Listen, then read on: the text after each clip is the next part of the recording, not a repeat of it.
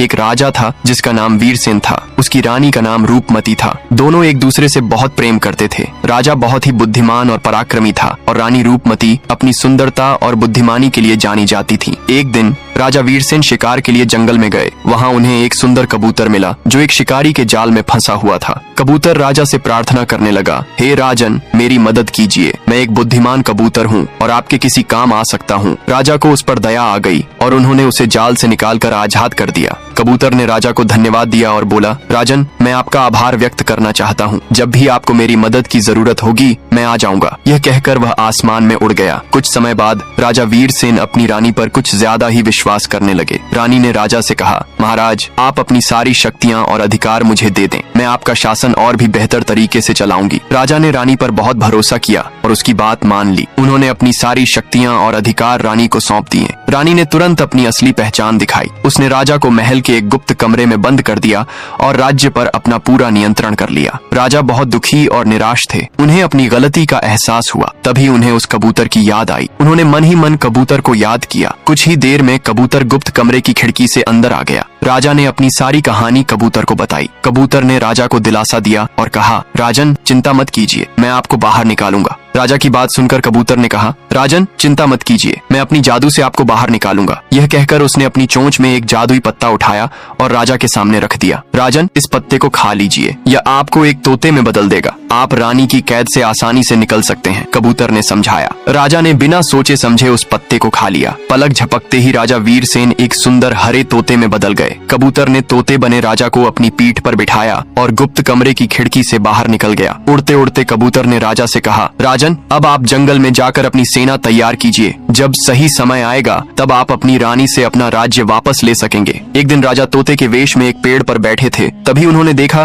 कि एक शानदार रथ जंगल की ओर आ रहा है। राजा ने उत्सुकता से देखा और पहचान लिया कि वह रथ उनकी रानी का है। रानी उस रथ में बैठकर एक बाबा से मिलने जा रही थी। राजा तोता बनकर उड़ते हुए उस रथ के पीछे पीछे गया और जब रानी बाबा की कुटिया में पहुंची तो वह चुपके से खिड़की पर बैठ गया। अंदर रानी और बाबा बात कर रहे थे। रानी ने बाबा से कहा, महाराज, मैंने राजा को महल के गुप्त कमरे में बंद कर दिया है। अब मैं चाहती हूँ कि वह उसी कमरे में मर जाए ताकि मैं हमेशा के लिए इस राज्य की रानी बन सकूं। यह सुनकर राजा का दिल दहल गया। वह सोचने लगे, मेरी जिस रानी पर मैंने इतना भरोसा किया वह मुझे मारना चाहती है। उनकी आंखों में आंसू आ गए। तभी उन्होंने अपने आप को याद दिलाया कि वह अब भी जिंदा है और उनके पास अभी भी उम्मीद है। वह मन ही मन में बोले, जान बची तो लाखों पाए। राजा ने जो देखा उसे अपनी आंखों पर बिल्कुल भी भरोसा नहीं हुआ। बाबा ने एक मंत्र पढ़ा और अचानक एक जादुई दरवाजा खुल गया। उस दरवाजे से एक बेहद सुंदर युवक बाहर निकला। तोता बने राजा के पास ही एक कोयल बैठी थी जिसने यह सब देखा। कोयल ने राजा से कहा, यह वही बाबा है जिसने मेरे पति को अपने वश में कर लिया है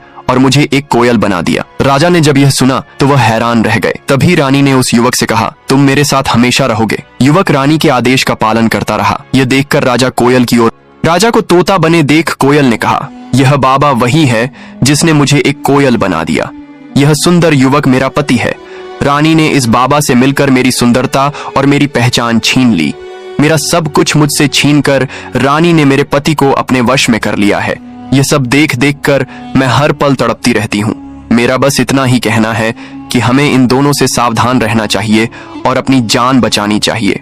राजा कोयल की बात सुनकर चौंक गए और उन्होंने मन ही मन में अपनी रानी को सबक सिखाने की ठान ली। राजा ने उस जादुई दरवाजे से कई सुंदर पुरुषों को निकलते देखा। हर कोई अपनी अपनी पहचान और अपनी पत्नी के प्यार में पागल था। यह देखकर राजा समझ गए कि बाबा ने उन सभी को अपनी शक्ति का गुलाम बना लिया है। राजा ने कोयल से कहा, तुम मेरी मदद करोगी? मैं तुम्हारा सब कुछ वापस दिलाने में तुम्हारी मदद करूंगा। कोयल ने राजा का साथ दिया। राजा और कोयल ने मिलकर एक योजना बनाई। रात के समय जब रानी और बाबा सो रहे थे, राजा और कोयल चुपके से कुटिया के अंदर घुस गए। राजा ने बाबा का जादू का सामान चुरा लिया और उसे लेकर बाहर आ गए। जादू का सामान लेकर राजा और कोयल जंगल की ओर उड़ गए। वहाँ उन्होंने एक बहुत बड़ा गड्ढा खोदा और बाबा के जादू का सारा सामान उसमें डाल दिया और उसे मिट्टी से ढक दिया। अब बाबा और रानी की शक्ति कम हो गई थी। अगले दिन राजा ने अपने जादुई तोते के रूप में एक तीर चलाया। उस तीर पर एक संदेश लिखा था, राजा वापस आ गया है और वह अपनी रानी से अपना राज्य वापस लेने आया है। यह देखकर रानी और बाबा घबरा गए और वे भागने लगे। जब तोता और कोयल मानव रूप में आए तो उन्होंने उसी रानी के राज्य में रहने का फैसला किया। राजा को लगा कि यह सही मौका है अपनी रानी को उसकी गलती का एहसास दिलाने का। हर बार जब रानी जंगल से वापस आती तो राजा तोते के रूप में एक पेड़ पर बैठ जाता और जोर जोर से चिल्लाने लगता, पति को कैद कर बाबा के साथ सोए, ऐसी रानी किसी राज्य में न होवे। इतना कहकर वह फिर से मानव रूप में आ जाता। यह देखकर नगर के लोग हैरान हो जाते। वे आपस में फुसफुसाते, ये तोता कहाँ से आता है और रोज ये क्या बोलता रहता है। कुछ लोगों को राजा की कहानी याद आ गई थी और वे समझ गए कि यह कोई साधारण तोता नहीं है। इस सब से इतनी परेशान हो गई कि उसने उस पेड़ पर जाल बिछा दिया जहां तोता बनकर राजा अक्सर बैठता था। राजा इस बात से बिल्कुल अनजान थे। अगली सुबह जैसे ही वह पेड़ पर बैठे वह जाल में फंस गए। जाल में फंसते ही उनकी सारी जादुई शक्तियां काम करना बंद हो गईं और वह मानव रूप में नहीं आ पाए। कुछ ही देर में एक बहेलिया आया और उस तोते को रानी के पास ले गया। रानी ने तोते को देखते ही पहचान लिया, लेकिन फिर भी उसने पूछा, तुम कौन हो और हर बार मुझसे क्या कहते रहते हो? ने अपनी बात फिर दोहराई, राजा को कैद कर बाबा के साथ सोए, ऐसी रानी किसी राज्य की न हुए। यह सुनकर रानी को गुस्सा आ गया। अपनी गलती मानकर माफी मांगने के बजाय रानी ने तोते को एक पिंजरे में बंद कर दिया और उसे खाना पानी देना बंद कर दिया। वह चाहती थी कि राजा तड़प तड़प कर मर जाए ताकि उसका राज हमेशा के लिए सुरक्षित रहे। तोता पिंजरे में बंद होकर चिल्लाने लगा, रानी नहीं तो वेश्या है, तेरा तन किसी और का है, मन किसी और का, तू तो एक त्रिया चरित्र नारी है। यह सुनकर रानी को बहुत गुस्सा आया और उसने तोते को और भी तंग करना शुरू कर दिया। लेकिन राजा ने अपनी उम्मीद नहीं छोड़ी। वह जानता था कि उसकी जान को खतरा है, लेकिन वह अपनी बात पर अटल था। उसने रानी को उसकी गलती का एहसास दिलाने की ठान ली थी। एक रात जब रानी सो रही थी, राजा ने अपनी शक्ति का इस्तेमाल किया और पिंजरे का ताला तोड़ दिया। वह पिंजरे से बाहर निकला। तोता और कोयल दोनों ने मिलकर एक योजना बनाई कि कैसे रानी और बाबा को खत्म किया जाए ताकि कोयल को उसका पति और राजा को उसका राज्य वापस मिल सके। दोनों उड़कर एक ज्ञानी आर्षि के पास पहुंचे। आर्षि ने उनकी पूरी कहानी सुनी और कुछ देर सोचने के बाद बोले, इस दुष्ट बाबा को हराने का एक ही उपाय है। उसकी जान एक तोते में छिपी है जो महल के सबसे ऊंचे शिखर पर एक जादुई पिंजरे में बंद है। उस पिंजरे को सिर्फ तब खोला जा सकता है जब कोई सूर्योदय से पहले 3 बार जय वीर सेन का जाप करे और उस तोते की जान ले ले। जैसे ही तुम ऐसा करोगे, बाबा की सारी शक्तियां खत्म हो जाएंगी और वह मर जाएगा। ऋषि ने आगे बताया, लेकिन सावधान रहना, रानी भी उस जादुई तोते की रक्षा करती है। तुम दोनों को यह काम बहुत होशियारी से करना होगा। अगर तुम सफल हुए तो बाबा की शक्तियां भी तुम्हारे पास आ जाएंगी और तुम दोनों को सब कुछ वापस मिल जाएगा। दोनों तोता बने राजा और कोयल आर्षि के बताए रास्ते पर चल दिए। महल की ओर बढ़ते हुए उन्हें कई मुसीबतों का सामना करना पड़ा। सबसे पहले उन्हें महल के बाहर बनी विशाल दीवारों को पार करना था जिन पर जादू से पहरेदार खड़े थे। ये पहरेदार हर उस चीज पर हमला कर रहे थे जो महल के अंदर जाने की कोशिश करती। राजा और कोयल ने चालाकी से इन पहरेदारों को चकमा दिया और आगे बढ़ गए। इसके बाद उन्हें एक गहरी खाई पार करनी पड़ी जिसके ऊपर कोई पुल नहीं था। महल के अंदर उन्हें एक भूल भुलैया से गुजरना पड़ा जहां हर मोड़ पर भ्रम पैदा करने वाले दर्पण लगे हुए थे। महल की विशाल दीवारों को पार करने के लिए राजा और कोयल ने अपनी बुद्धिमानी का इस्तेमाल किया। राजा ने कोयल से कहा, तुम अपनी मीठी और जादुई आवाज में गीत गाओ जिससे दीवारों पर लगे पहरेदार सो जाएंगे। कोयल ने ऐसा ही किया। उसकी मधुर आवाज सुनकर पहरेदार धीरे धीरे नींद में चले गए। जब पहरेदार सो गए तो राजा और कोयल ने मिलकर एक युक्ति लगाई। राजा तोता होने के कारण अपनी छोटी सी चोंच से एक पत्थर को तोड़कर एक रस्सी बनाई। फिर दोनों ने उस रस्सी को दीवार के ऊपर फेंक दिया और रस्सी पकड़कर ऊपर चढ़ गए। इस तरह राजा और कोयल ने बिना किसी का ध्यान खींचे महल की विशाल दीवारों को पार कर लिया और अपनी मंजिल की ओर बढ़ गए। वह गहरी खाई सिर्फ एक साधारण खाई नहीं थी बल्कि ये जादू से भरी हुई थी। उसकी गहराई इतनी थी कि नीचे झांकने पर सिर्फ घना अंधेरा ही दिखाई देता था। कहा जाता था कि जो भी इस खाई को पार करने की कोशिश करता है वह इसमें गिरकर गायब हो जाता है। लेकिन कोयल ने हार नहीं मानी। उसने अपनी जादुई आवाज की शक्ति का उपयोग करने का फैसला किया। उसने अपनी मधुर और जादुई आवाज में एक ऐसा गीत गाया जिसकी धुन हवा में गूंजने लगी। इस गीत की धुन सुनकर खाई के दोनों किनारों पर लगे पत्थर हिलने लगे। धीरे धीरे वे पत्थर खाई के ऊपर तैरने लगे और एक दूसरे से जुड़कर एक अस्थायी पुल बनाने लगे। ये पुल हवा में लटका हुआ था और उसका रंग इंद्रधनुष की तरह बदल रहा था। जब पुल पूरी तरह से बन गया तो तोता बने राजा और कोयल ने उस पर कदम रखा। पुल उनके वजन को सह रहा था और वे बिना किसी डर के उस पर चल रहे थे। इस तरह दोनों ने उस जादुई खाई को पार कर लिया और अपनी मंजिल की ओर बढ़ गए। गहरी खाई पार करने के बाद तोता बने राजा और कोयल एक भूल भुलैया के सामने पहुंचे।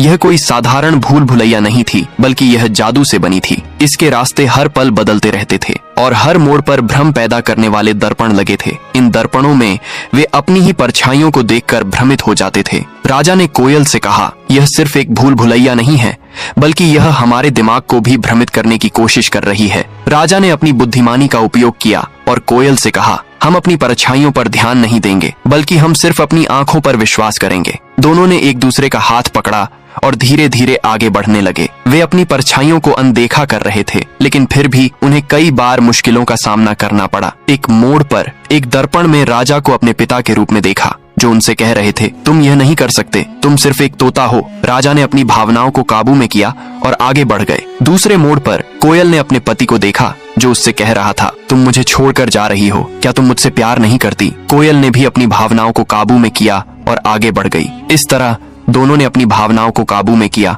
और उस भूल भुलैया से सुरक्षित बाहर आ गए। वे समझ गए थे कि यह सिर्फ एक भूल भुलैया नहीं, बल्कि यह उनकी भावनाओं की परीक्षा थी। जब दोनों चोटी पर पहुंचे तो उन्होंने देखा कि वहां एक नहीं, बल्कि बहुत सारे पिंजरे थे। हर पिंजरे में एक तोता था और वे सभी एक जैसे दिख रहे थे। राजा और कोयल दुविधा में पड़ गए कि असली तोता कौन सा है। तभी वहां एक देवी प्रकट हुई। उन्होंने कहा, तुम इस बाबा को ऐसे नहीं मार सकते, उसे केवल वही मार सकता है जो उसे अपने वश में कर ले और रानी से अलग कर दे। जब तुम ऐसा करोगे तभी वह मरेगा। ये सुनकर राजा और कोयल ने पूछा, हे देवी, हम ऐसा कैसे कर सकते हैं? देवी ने उत्तर दिया, तुम दोनों को बाबा और रानी को अलग करना होगा। जब वे अलग हो जाएंगे तो बाबा की शक्ति कम हो जाएगी और तुम उसे आसानी से हरा सकते हो। राजा ने देवी से प्रार्थना की, हे देवी, आप ही हमें कोई उपाय बताइए जिससे हम इस बाबा को हरा सकें। देवी ने मुस्कुराते हुए कहा, तुम दोनों को बाबा और रानी के बीच नफरत पैदा करनी होगी। रानी को यह बताना होगा कि बाबा उसके राज्य पर राज करना चाहता है, न कि उससे प्यार करता है। अगर तुम दोनों ने ऐसा किया तो रानी खुद ही बाबा को छोड़ देगी और रानी ही जब इस तोते को अपने हाथों से मारेगी तभी बाबा मरेगा, अन्यथा कोई उसे नहीं मार सकता है। कोयल ने देवी से कहा, देवी, हम यहाँ दोबारा नहीं आ सकते, हमें असली तोता लेकर जाना होगा। हम कैसे पहचाने कि किस तोते में राजा की जान है? देवी ने मुस्कुराते हुए कहा, असली तोता वही होगा जो किसी स्त्री के पास जाने पर गायब नहीं होगा, बाकी सब गायब हो जाएंगे। कोयल ने वैसा ही किया। उसने हर पिंजरे में हाथ डालकर देखा। एक एक करके सारे तोते गायब होते गए, लेकिन एक तोता गायब नहीं हुआ। कोयल समझ गई कि यही असली तोता है। कोयल उस असली तोते को लेकर महल की ओर चली गई ताकि वह रानी और बाबा की शक्तियों को खत्म कर सके। जब दोनों महल पहुंचे तो उन्होंने देखा कि बाबा महल में आया हुआ है और रानी के साथ मिलकर राजा को जहर देकर मारने की योजना बना रहा है। राजा के तोता रूप को जिस पिंजरे में रानी ने कैद किया था, उसी में राजा ने उस जादुई तोते को डाल दिया। बाबा ने रानी से कहा कि वह तोते को कुछ भी खाने पीने को न दे ताकि वह तड़प तड़प कर मर जाए।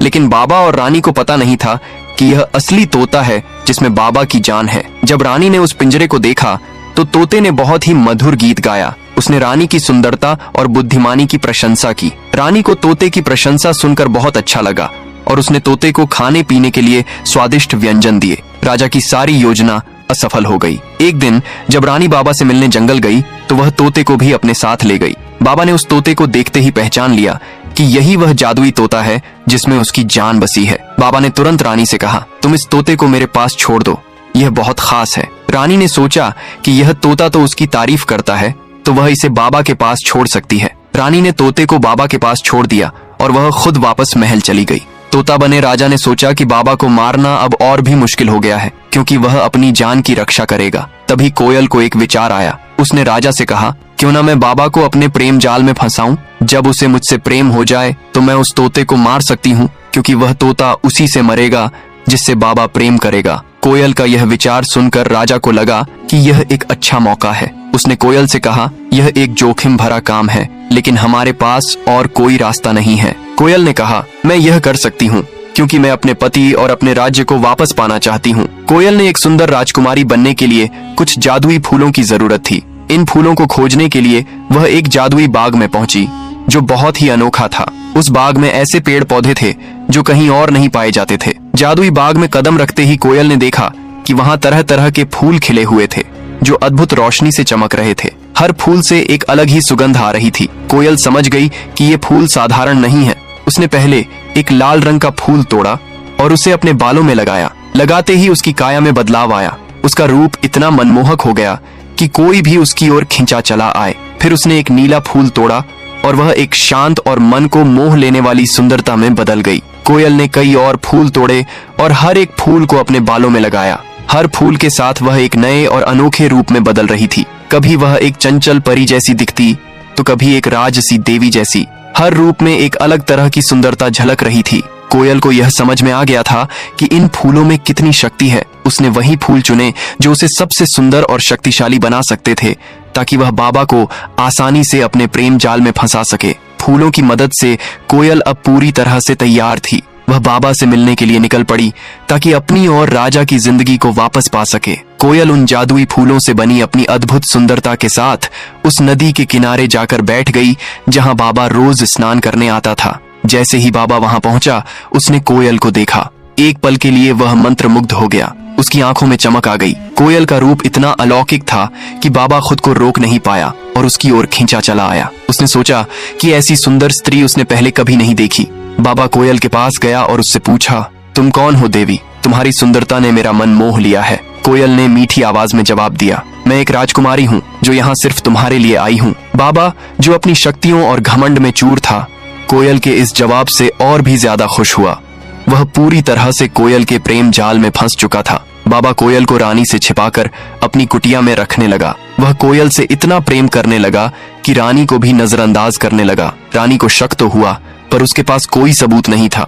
एक दिन राजा ने एक योजना बनाई। वह तोते का रूप लेकर बाबा की कुटिया में गया और रानी के आने का इंतजार करने लगा। जब रानी वहां आई तो राजा तोता बनकर उसी पिंजरे में बैठ गया जिसमें बाबा की जान थी। उसने गाना शुरू कर दिया, एक रानी आती है जो आपसे भी ज्यादा सुंदर है। ये सुनकर रानी को बहुत गुस्सा आया। वह बाबा से पूछने लगी, ये तोता किसकी बात कर रहा है? कौन है वह स्त्री जो मुझसे ज्यादा सुंदर है? रानी बाबा की जासूसी करने लगी और उसने जब सब कुछ देखा तो उसे बहुत अफसोस हुआ। उसने कोयल को बाबा के साथ देखा और उसे अपनी गलती का एहसास हुआ। वह समझ गई कि जैसा हम करते हैं वैसा ही हमारे साथ होता है। रानी ने सोचा, मैंने राजा को धोखा दिया और इस बाबा ने मुझे धोखा दिया। उसे अपनी गलती पर बहुत पछतावा हुआ। उसने तुरंत अपने सैनिकों को बुलाया और बाबा को कैद करने का आदेश दिया। बाबा ने भागने की बहुत कोशिश की, लेकिन सैनिक उसे पकड़ने में कामयाब हो गए।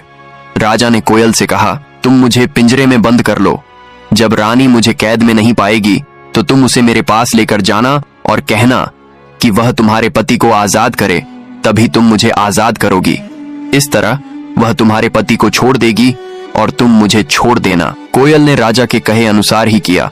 उसने तोते बने राजा को पिंजरे में बंद कर लिया और फिर रानी के पास गई। कोयल ने रानी से कहा, तुम मेरे पति को आजाद कर दो, तभी मैं तुम्हारे राजा को आजाद करूंगी। रानी ने सोचा, मैं अपने राजा को वापस पा सकती हूँ, लेकिन मैं इसके पति को नहीं खोना चाहती। रानी ने एक योजना बनाई। उसने कोयल से कहा, तुम मेरे साथ चलो, मैं तुम्हें तुम्हारे पति से मिलाऊंगी। कोयल ने रानी पर विश्वास किया और उसके साथ चली गई। जब वे महल में पहुंचे तो रानी ने अपने सैनिकों को आदेश दिया कि वे तोता बने राजा और कोयल दोनों को कैद कर लें। रानी ने कहा, मैं तेरे पति को नहीं छोड़ सकती, वह सिर्फ मेरा है। राजा को यह देखकर समझ में आ गया कि जिस व्यक्ति का चरित्र खराब हो जाता है वह कभी नहीं सुधर सकता। रानी ने कोयल के पति को पाने की लालच में राजा और कोयल दोनों को धोखा दिया था। राजा ने मन ही मन में सोचा, मुझे कैद से निकलकर इन सभी को बचाना होगा। उसने यह भी सोचा कि वह कोयल और उसके पति को बचाएगा और बाबा को भी खत्म करेगा। राजा ने कोयल से कहा, हमें एक और योजना बनानी होगी। कोयल ने राजा का साथ दिया और दोनों मिलकर एक और योजना बनाने लगे।